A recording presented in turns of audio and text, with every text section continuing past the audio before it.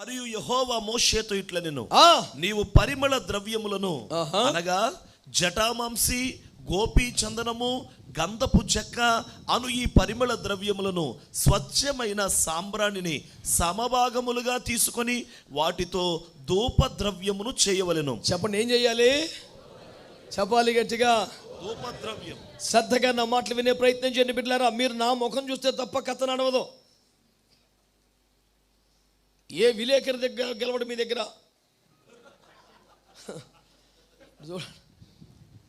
ఇంపైన ధూపం అనండి. ధూపం అంటే ఏంటి? ధూపం అంటే ఏంటి? సరే, మన భాషలోకి రా. ధూపం అంటే ఏంటి? అది చెప్పండి, ఏంటది? నువ్వు తెలుగు డిక్షనరీకి ఎందుకు మారుతున్నావు? ధూపం అంటే ఇక్కడ ఏంటి? వాక్య ప్రకారం ప్రార్థన. 141 కీర్తన 2వ వచనం ప్రకారం నా ప్రార్థన ధూపం. లేకంటే ధూపం అంటే ఏంటి చెప్పండి. ఇప్పుడు చెప్పండి శ్రద్ధగా. ధూప ద్రవ్యము అని దేన్ని అంటున్నాడు? 4 రకాల సరుకులు చెప్పాడు. జటామాంసి, గోపీ చందనం, గంధపు చెక్క, స్వచ్ఛమైన సాంబ్రాణి. ఈ 4 ధూప ద్రవ్యములను, ఈ పరిమళ ద్రవ్యములను సమభాగములుగా తీసుకుని మీరు నాకు ఒక ఇంపైన ధూపాన్ని వెయ్యాలి. దేవునికి స్తోత్రం కలుగును. ఆమేన్, హల్లెలూయా. దయచేసి మాటలు వినే ప్రయత్నం చేయండి దేవుని బిడ్డలారా. శ్రద్ధగా నన్ను చూస్తూ మీరు వినాలి. నన్ను వైపు చూడండి అనే మాట ఇప్పటికి 50 సార్లు చెప్పాల్సి వచ్చింది. ఈ దరిద్రం తొలగలేదు. దేవునికి స్తోత్రం. అసలు కన్నా కొసరు ఎక్కువైపోయింది. చల్లదనం ఖర్చు కన్నా ఊరగాయ ఖర్చు ఎక్కువ. అది పరిస్థితి. హల్లెలూయా. మంచోళ్ళందరూ. హల్లెలూయా. రైట్ బిడ్డలారా, జాగ్రత్తగా మాట వినే ప్రయత్నం చేయండి.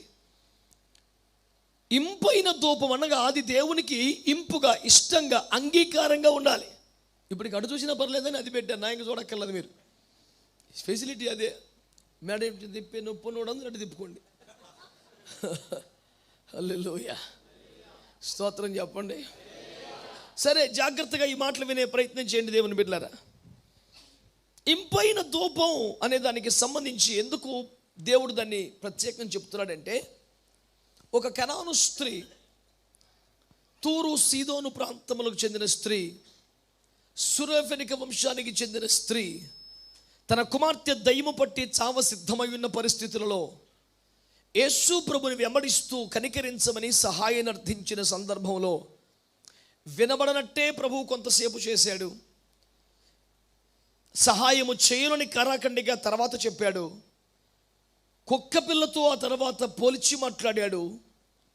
ఇంతగా ఆమెను ప్రేమగల దేవుడు విశ్వాస పరీక్ష పెట్టినా ఆమె ఒక మాట అన్నది, నన్ను కుక్క పిల్ల అంటావా నీవు అంటూ తగు చేయకుండా, అయ్యా కుక్క పిల్ల అయినా యజమానుడి బల్ల మీద ఉన్న పడే రొట్టె ముక్కలు మాత్రమే తినడానికి అలవాటు పడ్డాను, కక్కింది తినే రకం కాదు నేను అని సాక్ష్యం చెబితే మురిసిపోయి, ఈ మాట చెప్పినందును వెళ్ళుము అన్నాడు. ఈ స్టోరీ అంతా మీకు ఎందుకు చెప్పానంటే, సరైన మాట చెబితే ఆయన సంతోషపడతాడు. నేను అనేది ఏంటంటే, ఏ ప్రార్థన అయినా వింటాడు అనే అమాయకత్వంలోంచి బయటికి రావాలా. ఒక ఇంపైన ప్రార్థన మనం చేయగలగాలి దేవుని బిడ్డలారా. సొలొమోను కూడా ప్రార్థన చేసినప్పుడు, నువ్వు శత్రువుల ప్రాణమైన ఐశ్వర్యమైన కోరక ఈలాగు మనవి చేసినందున నీకు అన్ని ఇస్తున్నాను పో అబ్బాయి అన్నాడు. ప్రార్థన ప్రభువుకు ప్రీతికరంగా మారాలి. ప్రార్థన జవాబులు పొందేదిగా ఉండాలి. ప్రార్థన ప్రభువుని సంతోషపెట్టేదిగా ఉండాలి. ఈరోజు మీరు శ్రద్ధగా నా మాటలు ఆలకించండి. ప్రార్థన గురించినటువంటి ఒక మాట చెప్పాలి అంటే, ప్రార్థన మనం ఎందుకు చేయాలి? మత్తయి సువార్త 6:10-9 కాబట్టి మీరు ఎలాగో ప్రార్థన చేయండి అని ప్రార్థనకు ఆజ్ఞగా మార్చడం కనుక చేయాలి. విసుగక నిత్యము ప్రార్థన చేయమని 18:1 చెప్పాడు కాబట్టి మనం ప్రార్థన చేయాలి. ప్రార్థన ఎందుకు చేయాలి? మత్తయి 26:41 శోధనలో ప్రవేశించకుండా ఉండాలని ప్రార్థన చేయాలి. ప్రార్థన ఎందుకు చేయాలి? లోక 21:36 మనుష్య కుమారుని ఎదుర్కొన్నట్టుకు శక్తి గలవారు మగునట్లు ప్రార్థన చేయాలి. ప్రార్థన మనము ఎందుకు చేయాలి దేవుని బిడ్డలారా?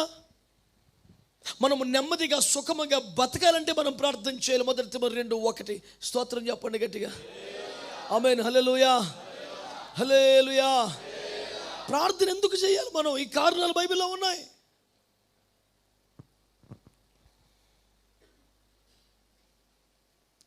ప్రార్థనకి ప్రోత్సాహకరంగా బైబిల్లో ఉన్న స్టేట్మెంట్స్ ఏంటి? ఆయన ప్రార్థించుచుండగా ఆకాశము తెరవబడెను, ప్రార్థించుచుండగా ముఖ రూపం మారెను, ప్రార్థించుండగా వస్త్రములు తెల్లనివై దగ్గ మెరిసెను, ప్రార్థించుండగా పరిశుద్ధాత్మ పావురాకారంగా దిగి వచ్చెను, ప్రార్థించుచుండగా కూడి ఉన్న చోట కంపించెను, ప్రార్థించుండగా మహాభూకంపం వచ్చెను, ప్రార్థించుకునందరి బంధకములు తిరిగెను, ప్రార్థించుండగా పరిశుద్ధాత్మని వారి నుంచి సేవకులను లేపెను. ఇలాగా చేసిన బలమైన కార్యములన్నీ ప్రార్థించిన తర్వాత కాదు, ప్రార్థించుచుండగానే కార్యాలు జరిగినట్టు బైబిల్ చెబుతుంది. కనుక ప్రార్థన చేయాలి మనం. ప్రార్థన ఎందుకు చేయాలి? నిన్ను కలుసుకోవడానికి ఉవ్విల్లూరుతున్న తండ్రి ఏర్పాటు చేసిన ఒక సంగమ స్థానం, అనగా కలుసుకునే పాయింట్ పేరే ప్రార్థన. ₹1 మాట ఒకటి చెప్తాను విను. పాపము ద్వారా దేవునికి దూరం అయ్యాం మనం. పాపము ద్వారా దేవునితో సంబంధం తెగిపోయింది మనకి. ప్రార్థన ద్వారా తిరిగి సంబంధం ఏర్పడే అవకాశం ఉంది. పాపం చేసావు కనుక ఏమన్నాడు? వెళ్ళిపో, బయటికి వెళ్ళిపో, తోటలోంచి బయటికి వెళ్ళిపో అన్న అదే దేవుడు నువ్వు ధూపవేదిక దాకా రాగలిగితే నిన్ను కలుసుకుంటాను రా మళ్ళీ అన్నాడు. మనకు ఒక అవకాశం ఇచ్చాడు. నువ్వు ఆవరణం దాటి రాగలిగితే, శుద్ధీకరణలో పర్ఫెక్ట్గా రాగలిగితే, నువ్వు ధూపవేదిక దాకా చేరగలిగితే, పాపము ద్వారా ఏమేమి కోల్పోయావో ఆ సన్నిధి, ఆ కనెక్షన్, ఆ సౌభాగ్యం, ఇవన్నీ ప్రార్థన ద్వారా తిరిగి సమకూర్చబడతాయి నీకు. అందుకే ప్రార్థన చాలా ఇంపార్టెంట్ నీకు. పాపము ద్వారా ఏమేమి కోల్పోయావో వాటన్నిటిని తిరిగి సమకూర్చుకొనగలిగిన ఒక అద్భుతమైన అవకాశం ప్రార్థనలో ప్రభు మనకు అనుగ్రహించాడు. అందుకే ప్రార్థన చేయాలి మనం. అయితే ఈ ప్రార్థన ఎట్లా చేయాలి? లోతరన్ వాళ్ళకు ఒక విధానం ఉంది, సిఎస్ వాళ్ళకు విధానం ఉంది, పెంతెకోస్తు వాళ్ళు చాలా అగ్రెసివ్గా చేస్తారనే పేరు ఉంది. ఒక్కొక్కరు ఒక్కొక్క సిస్టంలో ప్రార్థనలు చేస్తున్నారన్నారు. ఈ సిస్టమ్స్ అన్నీ కూడా ఒకవేళ మనుషులు కనిపెట్టినవే అయితే వ్యర్థమే. అసలు ప్రార్థన ఎలాగూ చేయాలో బైబిల్లో తేటగా ప్రభు రాశాడు. ఆయన చెబుతున్న మాట ఏమిటంటే, ఇదిగో జటామాంసి, గోపీచందనము, గంధపు చెక్క, సాంబ్రాణి, ఈ 4 సమభాగాలుగా తీసుకోండి. ఈ 4 కరెక్ట్గా చేస్తేనే అది ఇంపైన ధూపం అవుతుందని ప్రభు మాట్లాడాడు. ఇప్పుడు ఒక్క మాట ఆలోచించండి దేవుని బిడ్డలారా. మరి ధూపము అంటే ప్రార్థన అన్నప్పుడు మరి 4టికి కూడా దీనికి సంబంధించిన పదాలు ఉండాలి కదా. ధూపం ప్రార్థనకి సాదృశ్యం అయితే జటామాంసి దేనికి, గోపీచందనం దేనికి, గంధపు చెక్క దేనికి, సాంబ్రాణి దేనికి సాదృశ్యం అనేది మనం చూడాలి కదా. దాని కొరకు పౌలు తిమోతికి రాసిన పత్రికలో 2వ అధ్యాయంలో ప్రారంభ వాక్యాలు ఇలా తెలియజేస్తున్నాయి.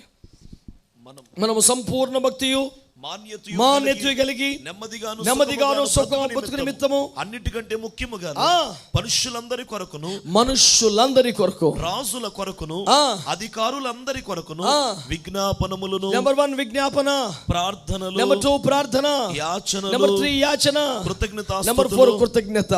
ఈ 4 కూడా ప్రభువు పాత నిబంధనలో ఏదైతే ధూపము అనే దాంట్లో ఇంపైనటువంటి ధూపం అనే దాని కొరకు ద్రవ్యములుగా చెప్పబడుతున్న జటామాంసి, గోపీ చందనము, గంధపు చెక్క, స్వచ్ఛమైన సాంబ్రాణి అనే 4టికి సాదృశ్యముగా సమానార్థంగా 4 సంగతులను పౌలు ద్వారా దేవుడు ఇక్కడ రాయించాడు. స్తోత్రం చెప్పండి గట్టిగా. ధూపం అంటే ప్రార్థనని కీర్తనలు రాయించిన దేవుడు ధూప ద్రవ్యములు తిమోతి పత్రికలు రాయించాడు. కాబట్టి కీర్తన వరకే చదివిన వాడికి ధూపం బాగా అర్థం కాదన్నమాట. వాడు కీర్తన వరకే చదివితే ధూపం పూర్తిగా తెలియదు. అతడు తిమోతి దాకా రాగలిగితే విషయం అంత అర్థమవుతుంది. బైబిల్లో విషయాలన్నీ కొంత ఇచ్చట కొంత అచ్చట ఉంటాయి. ఒక చోట చదువుకొని నువ్వు అక్కడే సబ్జెక్ట్ అంతా ఉందనుకొని ప్రిపేర్ అయిపోతే నువ్వు చాలా మిస్ అయిపోతావు. బైబిల్ని సమగ్రంగా సంపూర్ణంగా చదవాల్సిందే. ఉదాహరణకి అపోస్తలుడైన యోహాను సువార్తలలో ఎంతో అద్భుతంగా దేవుని ప్రేమను వర్ణించాడు, కానీ పత్రికల్లో ఇంకా బాగా చెప్పాడు. యోహానుకు అనుగ్రహించిన ప్రత్యక్షతలు నీకు పూర్తిగా అర్థం కావాలంటే సువార్త 21 అధ్యాయాలు చదివితే అర్థం కాదు, పత్రిక కూడా చదివితే నీకు అర్థమైంది. అంచేత మీరు శ్రద్ధగా బైబిల్ చదివే విధానాన్ని కూడా దానికి అనుకూలంగా మార్చుకోవాల్సిన అవసరం ఉంది. ఇప్పుడు ఒక మాట ఆలోచించేయండి. ఇక్కడ ఏం చెప్తున్నాడు? జటామాంసి. దాన్ని ఇక్కడేమంటున్నాడు? విజ్ఞాపన, గోపీచందనం, ప్రార్థన, గంధపు చెక్క, యాచన, సాంబ్రాణి, కృతజ్ఞతాస్తుతులు. జాగ్రత్తగా మాట్లాలకించండి బిడ్డలారా.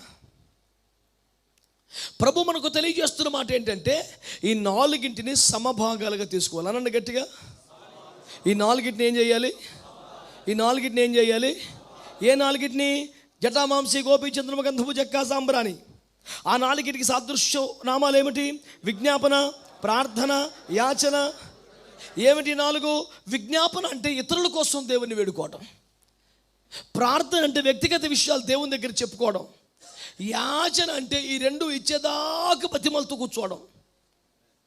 కృతజ్ఞత అంటే ఈ మూడింట్లో చెప్పుకొని అన్ని ఇచ్చేసాడని నమ్మి ముందుగా స్తోత్రం చెప్పటం.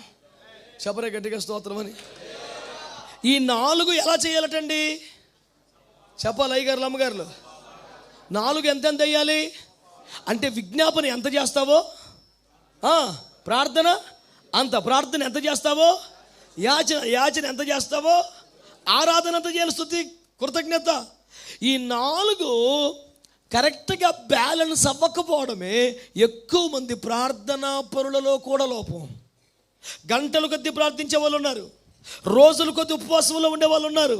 మరి ఈ నాలుగు సమంగా చేయగలుగుతున్నారా అడిగి చూడండి మీరు. వారి సాక్ష్యమే చెప్పుద్ది లేదు కరెక్ట్ కానీ. ఉదాహరణకి నువ్వు 2 గంటలు ప్రార్థన చేయగలవు అనుకో. 2 గంటలు ఒక అరగంట విజ్ఞాపన, ఒక అరగంట ప్రార్థన, ఒక అరగంట యాచన, ఒక అరగంట ఆరాధన చేయాలి. బైబిల్లో సమభాగాలుగా ఉందని చెప్పాడు కనుక యథార్థంగా చెప్పు, నువ్వు అలా చేయగలుగుతున్నావా? ఖచ్చితంగా కాదు. 94వ సంవత్సరంలో పోల్ యాంగిచో గారు ఇండియాకి వచ్చారు, మెరీనా బీచ్. క్రైస్తవ జర్నలిస్టులు ఆయన ఇంటర్వ్యూ చేశారు. సార్, నిన్నగాక మొన్న వచ్చేసింది మీ దేశానికి రక్షణ, ఆయన మ్యాక్సిమం జనం మారిపోతున్నారు, మా దేశానికి ఇంచుమించు 2000 సంవత్సరాలు అయింది, ఇంకా మారలేదు, ఏంటి సార్ తేడా? మా దగ్గర కూడా ప్రార్థనా పరులు ఉన్నారుగా, భారంగల దైవజనులు ఉన్నారుగా. అంటే ఒక్క క్షణం కూడా ఆలోచించకుండా, తడబడకుండా టక్కని చెప్పారట answer. There is no quality of prayer in India అన్నాడట. దానికి నొచ్చుకున్నారు మన వాళ్ళు. మీరే బాగా క్వాలిటీగా చేస్తారా, మా దగ్గర ఎవరు లేరా? అలాంటి దుందుడుకు శోభంగల వారందని మన దేశపు క్రైస్తవ నాయకులు మందలించి, అంత గొప్ప దైవజనుడు మాట్లాడిన మాట నువ్వు చవకగా తీసుకుని విమర్శించడానికి వీల్లేదు, సరి చేసుకోవాలి అని వారందరూ తీర్మానం చేసుకున్నారు. నేను ఎందుకు చెప్తున్నానంటే, ఇప్పుడు 2 గంటల ప్రార్థనలో 1.5 గంటల విజ్ఞాపన చేసి మిగతా అరగంటలో 3 తెగ్గొడితే అది ఏ రకంగా ఇంపైన దూపం అవుతుందండి? మరి సమభాగాలుగా చేయాలిగా. మళ్ళీ చెప్తున్నా, విజ్ఞాపన అంటే ఇతరుల కోసం, నశించిపోయే ఆత్మల కోసం కానీ, రాజుల కొరకు కానీ, అధికారుల కొరకు కానీ, దేశాల కొరకు కానీ, ఇవన్నీ ఒక అరగంట చేస్తే నీ వ్యక్తిగత విషయాలు చాలామంది చాలా గొప్పగా చెప్తారు. నేను ఎప్పుడు నా గురించి ప్రార్థన చేసుకోనండి, పోతావు గ్యారెంటీగా. ఎవడు చెప్తాడు నీ గురించి? నీకు సీక్రెట్ చెప్పనా? నీ గురించి నీకు మాత్రమే తెలిసిన విషయాలు, ఖచ్చితంగా దేవుడికి చెప్పుకోవలసిన విషయాలు ఖచ్చితంగా ఉంటాయి. లేవా? చెప్పండి, లేవా? భూమి మీద ఏ ప్రవక్తకి తెలిగిన మ్యాటర్ లేదు మన దగ్గర. ఎందుకు పిచ్చి మాటలు మాట్లాడతావు? స్తోత్రం చెప్పండి గట్టిగా. ఖచ్చితంగా మనం దేవుని దగ్గర చెప్పుకోవాల్సి ఉంది. నేను అడుగుతున్నాను, బైబిల్లో పరిశుద్ధులు దైవజనులు తమ కొరకు ఏమీ దేవుని అడగలేదా? తమ విషయాలు ఇప్పుడు ప్రార్థన చేసుకోలేదా? మాట్లాడరే. అబ్రహాము దేవుని దగ్గర మనవి చేసుకుంది ఏమిటి? నీ కటాక్షం ఉంటే దాటిపోవద్దు అనలేదా? నా ఆతిథ్యాన్ని స్వీకరించమని చెప్పలేదా? యాకోబు ఆశీర్వదించమని గోల పెట్టలేదా? మోషే తన సన్నిధి నాతో రావాలని కోరుకోలేదా? ఏమండి, నేను మిమ్మల్ని అడుగుతున్నాను, ఏ దైవజనుడైనా వ్యక్తిగతంగా అసలు బొత్తిగా ప్రార్థన చేసుకోలేదా బైబిల్లో? మరి దాన్ని చాలా గొప్ప క్వాలిటీగా, నేను ఎప్పుడు నా కోసం చేసుకోను సార్, అందరి కోసమే, తనకు మారిన ధర్మం మొదలు చెట్టిన బేరం, అదేం తెలివైన పని కాదు సార్. నువ్వు విజ్ఞాపన 2 గంటలు చేయగలవా? చెయ్యి. 2 గంటల ప్రార్థన కూడా చేయి. వ్యక్తిగత శుద్ధీకరణ కోసం చేయి. 51వ కీర్తన వ్యక్తిగత శుద్ధీకరణ కోసం దావీదు చేసిన ప్రార్థనేగా. నాకు స్థిరమైన మనసు పుట్టించమని అడిగాడుగా, రక్షణానందని మనం అడిగాడుగా, నీ ఆత్మను తీసివేయొద్దని, సన్నిధి నుండి త్రోసివేయొద్దని దేవుణ్ణి బతిమాలుకున్నాడుగా. వ్యక్తిగతంగా మనం దేవుణ్ణి అడుక్కోవాల్సిన ఏమి లేవా? ప్రభా నీ రాజ్యం అన్న తీసేయి, అధికారం అన్న తీసేయి, ఏమన్నా తీసేయి, కానీ నీ ఆత్మను మాత్రం తీసేయదు ప్రభు నాలో నుంచి అని దేవుని దగ్గర ఏడవలసిన అవసరం నీకు లేదా? బహుశా నేనేం కోల్పోయిన పర్లేక నీ సన్నిధిని మాత్రం కోల్పోకూడదని ఏడవలసిన అవసరం లేదా నీకు?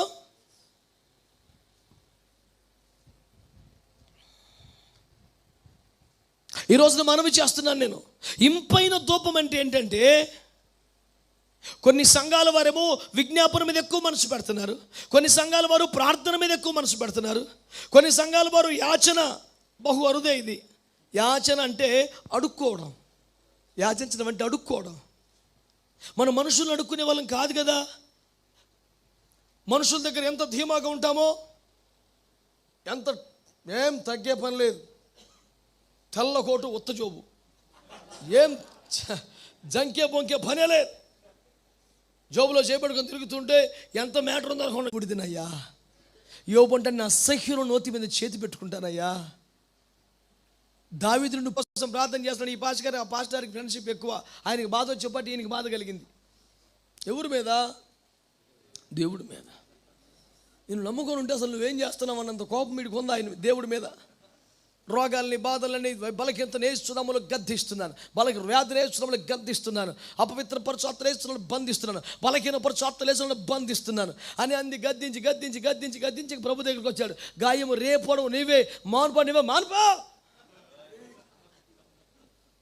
నేను అన్నాను, ఉగ్రత పాత్రల మీద కుమ్మరించబడ క్రితమే కాళ్ళు ఎట్టుకుని పశ్చాత్తపడరా సంపేత నేనని చెప్పాను. ఎవడనరా నువ్వు గద్దించేది? నేను పిచ్చి పిచ్చుకుందా నీకు? మనం దేవుడి దగ్గర ఏం చేయాలా? యాచన చేసేవాడి క్వాలిటీస్ చెప్తాను సింపుల్గా. ఎందుకు అమ్మాహా భిక్షాందేహి మాత అన్నాడు, అద్దద్దలాడుతూ పరిగెత్తుకెళ్ళి ఇచ్చేస్తావా? అబ్బో అడుక్కున్నాడు వచ్చాడు బాబోయ్ అని పరిగెత్తుకెళ్ళి అడుగుతాడు. ఎలవయ్యా పొద్దునే, అయ్యా అమ్మా శుభ్రంగా ఉన్నావు, పని చేసుకోవచ్చుగా, అమ్మా అయ్యా ఆగొచ్చుగా, అమ్మా అయ్యా చేతలు బా, అమ్మా. ఆడు సౌండ్లో మార్పు రాదు,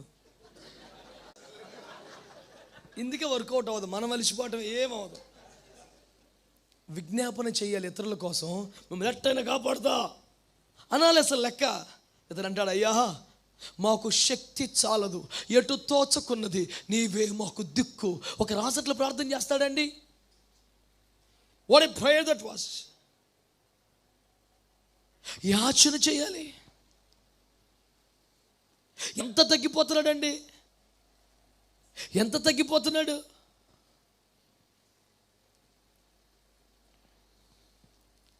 ఈరోజు మిమ్మల్ని అడుగుతున్నాను బిడ్డలారా, ప్రార్థనలు అంత తగ్గి అంత బ్రతిమాలుకోగలమా? అంత బ్రతిమాలుకోగలమా? ఇందాక కనాను స్త్రీ గురించి మీతో మాట్లాడానే. ఆమె ప్రార్థన చేస్తే ఫస్ట్ ఏమొచ్చింది? ఏమీ రాలా, అసలు స్పందన లేదు దేవుడి దగ్గర నుంచి. అయినా ప్రేయర్ కంటిన్యూ చేసి ఈసారి ఏమొచ్చింది? నో, నీకు సహాయం చేయను పో. అయినా ప్రార్థన కంటిన్యూ చేసింది. నో అని చెప్పే కాబట్టి చేస్తాడండి. పోనీ ఏ జవాబు రాకపోతే లేట్ అవుతుందేమో, దారిలో ఉంది పోస్ట్ అనుకుని చూస్తాకి చచ్చి నీకు హెల్ప్ చేయను అవతల బాగున్నప్పుడు మానేయాలి ప్రార్థన. ఇంకా ప్రార్థన చేస్తుంటే ప్రభు అన్నాడు, నువ్వు కుక్క పిల్లతో సమానం, నీకు ఎవరు చేస్తాడు పో అన్నాడు. ఇందాక నుంచి చూస్తున్నాను, ఏంటయ్యా నువ్వు కరుణామయుడు, కృపామయుడు, ప్రేమమయుడు మా ఊరంతా చెప్తే నేను వచ్చాను. అసలు స్పందించవు కొంతకాలం చిచ్చి నో అంటావు, ఇప్పుడు నేను కుక్క పిల్ల అంటావు. ఈ సంగతి ఊర్లో చెప్తా, నువ్వు జనం గొప్ప అనుకుని వస్తున్నారు వెనకాలబడి, ఇట్లా మాట్లాడతావు నువ్వు, ఇదేనా పద్ధతే? నువ్వు కుక్క పిల్ల అంటావు. అవునయ్యా నేను కుక్క పిల్లనే, కానీ కక్కిందని తినట్లేదయ్యా, అట బతుకు పోయిందయ్యా. నా యజమానుడు బల్ల మించి రొట్టె ముక్కబడితే అది తినుండిపోతానంతే నేను అనేసరికి అని అంటాడు, అమ్మా నీ విశ్వాసం గొప్పదే. ఆశ్చర్యపోయాడంట యేసయ్య. అంటే సరైన యేసును ఆశ్చర్యపరిచే ప్రార్థన జీవితం ఏంటి తెలుసా? జవాబు రాకపోయినా ప్రార్థనలు కంటిన్యూ చేయటం, వ్యతిరేకమైన జవాబు వచ్చినా కంటిన్యూ చేయటం, ఈ లోపు అవమానాలు తృణీకరణలు వచ్చినా కంటిన్యూ చేయడం. ఏంటోనండి ప్రార్థన పెరిగిన కొద్దీ నాకు ఎన్ని ఎదురొస్తున్నాయండి బాబు. మత్తయి 15లో ఉన్నావు, కొట్టు పర్లేదు, స్తోత్రం చెప్పు, హల్లెలూయా. నీకు ఇబ్బంది ఏమీ లేదు. ఇదివరకే శుభ్రంగా ఉండేదని బాబు, ప్రార్థనలో ఎక్కువసేపు కూర్చుంటుంటే ఈ లేనిపోని వచ్చేస్తున్నాయండి బాబు. వస్తున్నానా? టెన్షన్ పడకు. నీకు మౌనం, వ్యతిరేకత, తృణీకారం, ఇవన్నిటి వెనకాలే ప్రభు నీకు దగ్గరకు వస్తున్న. టెన్షన్ పడుకో, నువ్వేం టెన్షన్ పడుకో. ఆయన వస్తాడు, నిన్ను ఘనపరుస్తాడు. ఈ అపోస్తలందరినీ మీ దగ్గర ఉందా ఇంత విశ్వాసం అని పైగా ఘనపరిచాడు. స్తోత్రం చెప్పండి గట్టిగా, చెప్పండి హల్లెలూయా. కనుక నేను చేస్తున్న మనం ఏంటంటే, ప్రార్థన యాచన అనేది లేకుండా అది పరిపూర్ణమవ్వదు బిడ్డలారా. అంటే ఇతరుల కోసం విషయాలు చెప్పావు, నీ కోసం విషయాలు చెప్పావు, ఇక బతిమాలుకోవడం స్టార్ట్ చేయాలా, ఇక యాచించడం ప్రార్థించాలా, ఇక యాచించడం మొదలు పెట్టాలా, ఇక అడుక్కోవటం మొదలు పెట్టాలి, భేషజాలకి వెళ్ళకూడదు, నేల మట్టుకు తగ్గిపోవాలా. నేను అంటున్నాను, చాలా సంఘాల్లో విజ్ఞాపన ఉంది, చాలా సేవకుల దగ్గర ప్రార్థన ఉంది, బహు అరుదుగా మాత్రమే యాచన ఉంది. ఒక దిక్కు లేక అడుక్కునే స్థాయికి దిగిపోయినంతగా దేవుని దగ్గర ఏడవటం ఎప్పుడన్నా చూసారా? నేను ఈ మధ్యకాలం కొన్ని చోట్ల ఉన్నాను, యాచన అనే ప్రార్థన విధానాన్ని విపరీతంగా విమర్శిస్తున్న దైవజనులు ఎందరో ఉన్నారు. ప్రభా ఇవయ్యా, పనికి మళ్ళీ అడుపులో, నువ్వు కుమారుడివే, నువ్వు రాజువే, డిమాండ్ చేయి, కమాండ్ చేయి. ఎవరున్నా చేస్తావు డిమాండ్? ఏం తమాషగా ఉంది నీకు? నీ గద్దింపులు, నీ అడవుడంతా సైతాన్ గారి దగ్గర ప్రభు సముఖముల గజగజ వణికిపోవాలా. ఏమనుకుంటున్నావు సన్నిధిలో? ప్రధాన యాజకుడు అహరోనే, 20 లక్షల మంది ప్రిపేర్ చేసిన మిర్యామే, చిన్న తేడా వస్తే లోపల రానివాడు యేసు ప్రభు, రై నా సముఖం ముందు గుడారపు ద్వారం దగ్గర ఉన్నాను. అతి పరిశుద్ధ స్థలములోకి వెళ్ళే పెద్ద మనిషిని రోడ్డు మీద నుంచోబెట్టాడు. గొమ్మ కడ సాగు నువ్వు అక్కడని. ఎవరితో మాట్లాడుతున్నావు? తమాష కాదు. అతి పరిశుద్ధ స్థలంలోకి వెళ్ళే ఏకైక రేంజ్ ఉన్న అహరోను పట్టుకొని ప్రత్యక్ష గుడారపు ద్వారము దగ్గరికి రండి, లోపల కూడా దగ్గర నుంచో, నేను మాట్లాడతాను నీతో. ఇదివరకు గోడ భావంతో మాట్లాడేవాడిని, దర్శనమిచ్చి మాట్లాడాను, ఇప్పుడు గుమ్మం కడే మాట్లాడతాను నీతో. పోయింది, నీ ఛాన్స్ పోయింది. ఎవరితో అండి మనం మాట్లాడేది? దేవదూతలలో లోపములు కనుగొనుచున్న అగ్ని వంటి నేత్రము గల దేవుని ఎదుట దుష్టత్వమును చూడలేనంత నిష్కలంక నేత్రములు కలిగిన దేవుని యొక్క సముద్ర దిగంతాలను తేటగా చూస్తూ నీ హృదయాంతరంగములు పరిశోధించుచున్న దేవుని దగ్గర నువ్వు పోసమట్లు మాట్లాడితే ఎక్కడ వస్తుంది నీకు ఆశీర్వాదం? తగ్గిపో, దేవుని కాళ్ళ దగ్గర కన్నీరై పడిపోవాలి. అక్కడ యాచన, యాచన మోకాల మీద పడితే ఎంత దీనంగా మారిపోవాలి తెలుసునా?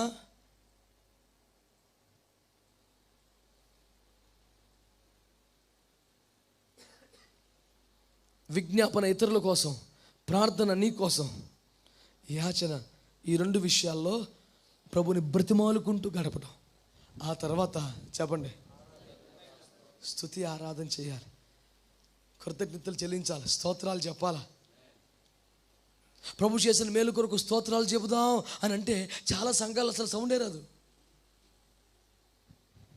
మనం రోజు స్తోత్రాలు చెప్పేవాళ్ళం కనుక వాళ్ళు కూడా చెప్తారు. ఒకరు మనం పోయి పుసుకుపని అందరం దేవునికి స్తోత్రాలు చెబుతాం, అందరూ మనకి చూస్తున్నారు సీరియస్గా. వీడియో ఏంటి రష్యాలో ఫ్రెంచ్లో మాట్లాడుతున్నాను అంటూ. స్తోత్రం వాడికి వింత చెప్పడు. క్రీస్తు నేడు పుట్టెను, క్రీస్తు నేడు లేచెను, 2 సంవత్సరాలు కాదు చెప్పేది. ప్రాణం పోయినా 3వది చెప్పడం. ఎప్పుడైనా పొట్టతప్పి పొరపాటున బూతులన్న మాట్లాడతాడేమో కానీ స్తోత్రం అడిగి చెప్పడాడు. ఏంది సార్ ఇది? ఈరోజు మీరు చెప్పండి యథార్థంగా, 4 సమభాగాలుగా నీ దగ్గర ఉన్నాయా? కనీసం ఈ రోజైనా స్టార్ట్ చేస్తావా? నువ్వు ఒక 10 గంటలు చేయదు, పోనీ గంటే చేయి, 4 పావు గంటలు చేయి, పర్ఫెక్ట్ చేయి. 2 గంటలు చేయి, 4 అరగంటలు చేయి కరెక్ట్గా. జటామాంసి, గోపి, చంద్రము, గంధపు చెక్క, స్వచ్ఛమైన సాంబ్రాణి సమభాగములుగా తీసుకొని మెత్తని పిండిగా చేసేయాలి, మెత్తని పిండిగా తయారు చేయాలి.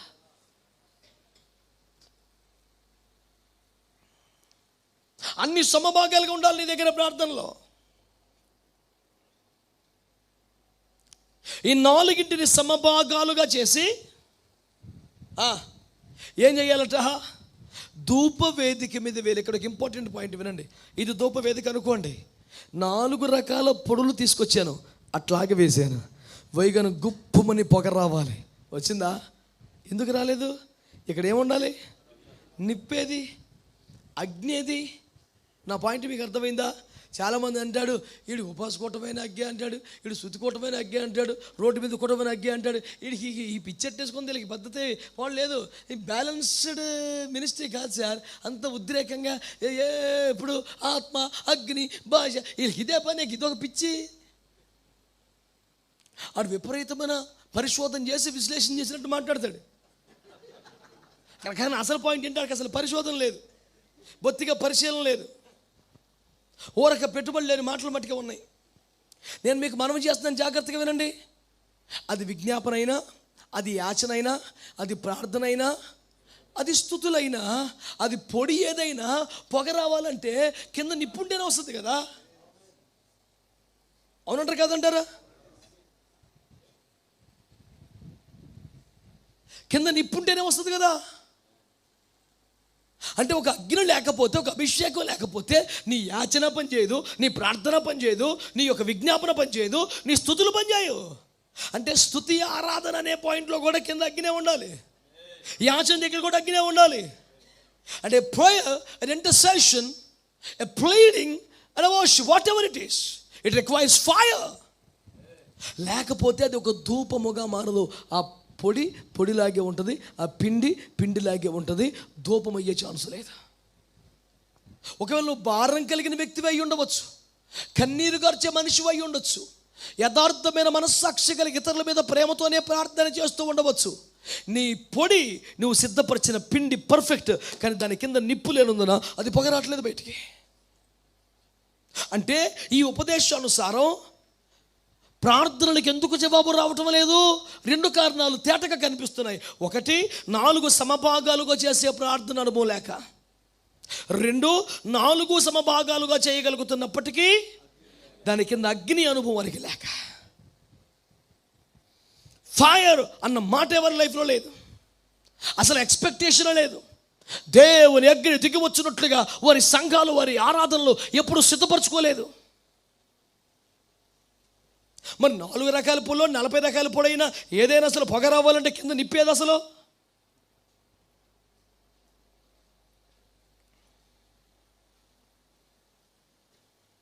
మరి దేవునితో నీకు ఎన్కౌంటర్ ఎట్లా సాధ్యం? నువ్వు ఎలాగ దేవుని కలుసుకోగలుగుతావు? నీవు కలుసుకొనని దేవుడు, నీవెన్నడూ ఎదురు పడని దేవుడు, వ్యక్తిగత అనుభవం లేని దేవుడు. ఏ రకంగా జనానికి ఎక్స్ప్లెయిన్ చేస్తావు? అనగనగా ఒక రాజుగారు అన్నట్లే చెప్పాలి వాక్యాన్ని. నీకేం ఎక్స్పీరియన్స్ లేదు కదా, పర్సనల్ లైఫ్ నుంచి నువ్వేం చెప్పలేవు కదా. పలానా సొలొమోను రాజు గారికి ఇలా అయిందంట, దావీదుకి ఇలా అయిందంట, నాకు కూడా ఇట్లా అయింది అని చెప్పడానికి నీ దగ్గర ఏముంది? You don't have any personal experiences.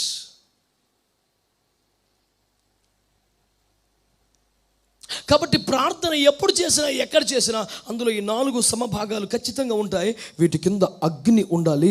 అదే ఒక ధూపంగా మారి దేవుని వద్దకు వెళ్ళే ఛాన్స్ ఉంటుంది.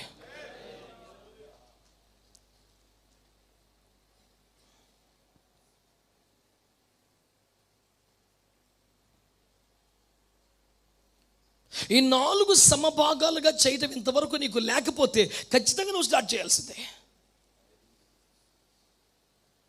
రైట్, ఇప్పుడు నా మాట శ్రద్ధగా వినండి. దీన్ని ఒక ఇంపైన ధూపం అంటాం. ఇది ఒక పర్ఫెక్ట్ ధూపం. ఇలాగ దేవునికి ధూపం వేయాలి అంటే నువ్వు ప్రజల కొరకు మొదట విజ్ఞాపన చేయాలి, వ్యక్తిగత బలహీనతల సమస్యలు చెప్పుకోవాలి, నెక్స్ట్ యాచన చేయాలి, నెక్స్ట్ దేవునికి స్తుతులు స్తోత్రాలు చెల్లించి ఈ ప్రార్థనని ప్రభువుకి అప్పగించాలి. ఇలా అయితే దేవుడు దాన్ని ఆగ్రహించి సంతోషపడి సంతృప్తి నుండి నిన్ను కలుసుకోవడానికి వస్తాడు.